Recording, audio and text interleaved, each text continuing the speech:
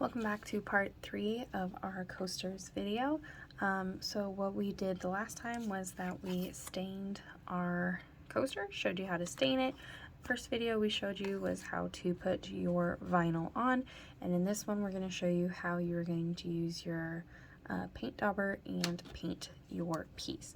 Now, very important is go ahead and make sure all those stickers, especially in some of the more intricate patterns, are really stuck down. You want to make sure that you don't have anything that's peeled up, otherwise your paint is going to bleed.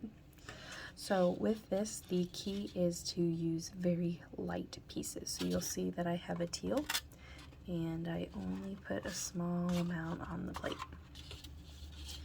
And so I am going to go ahead, my end. If your end has come and it's starting to pop off, it's just a little adhesive tag, so you can push it back. So I'm going to take just a smidge and see how I've got a little dab on that. I'm going to go ahead and just kind of dab that off, and I'm going to just do a very light coat dab.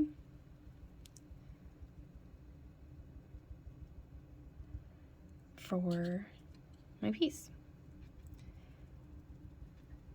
Now this is acrylic paint, so this paint can be found in any craft store. We are using some that are a multi-surface coverage, which is really helpful. Make sure you're getting some for the right purpose. You can get any color you would like.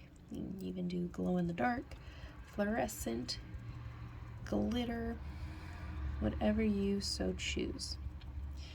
But for this one, the ones that you get, these are what they're going to look like. So notice that it's not super thick, and in some cases you can still see the grain of the wood. And the reason being, you do not need to be super thick paint on right now. It's just because it's our first layer, so we're going to let it do its thing. And then we'll come back and put on a second coat. The easiest way to do this is start on the corner or around your edges and work your way around, and then go up to the center. Okay, so I'm going to let that sit for just a second, and I'll show you. When I said very light layer, like I said, you can still see the grain there. If you were doing this on a we didn't stain the surface of this one before we applied it, so if you're doing the paint on plain coaster, this is what's going to happen. For your ones where you actually, you can tell my stain's still just a little wet. For when you're doing this, you're going to make sure that you put a couple good layers of coat on there. I'd say this one was probably 2 to 3 layers. And you will put a sealant, a wood sealant on here, which is just a clear glaze to protect them. The main reason is if you don't put a sealant and you put a cup on there, it's going to leave a watermark, and you do not want those, especially if you take them outside. You're going to want to waterproof them. So now I have that. I'm going to go ahead and start my second layer of paint. If you want to, during this time frame, you can use a hairdryer and dry your piece.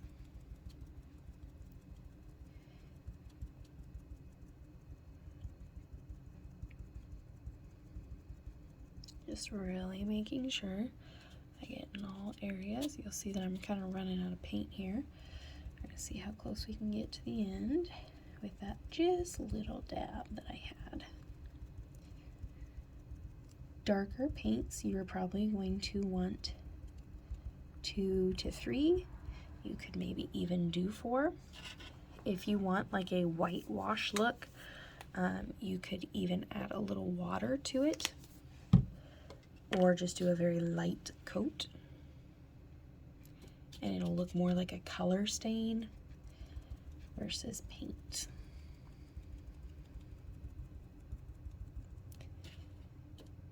Notice how I am not painting my ticker corners. Those are just to tell me where I was at on my coaster. All right, that is my second coat of paint. And we are going to take a short pause, let this coat dry, and we'll come back for coat number 3. All right, so we're here to do coat number 3, and I'm going to do the same thing.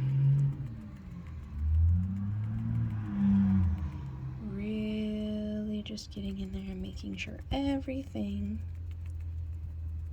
is like it should be.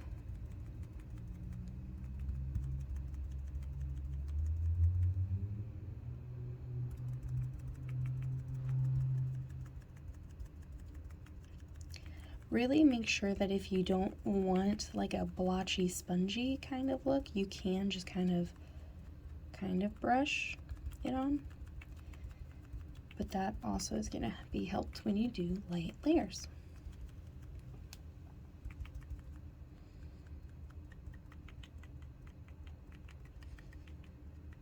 All right, so there's my third coat. I'm gonna let this dry, and in video number 4, we're gonna show you how to peel everything off.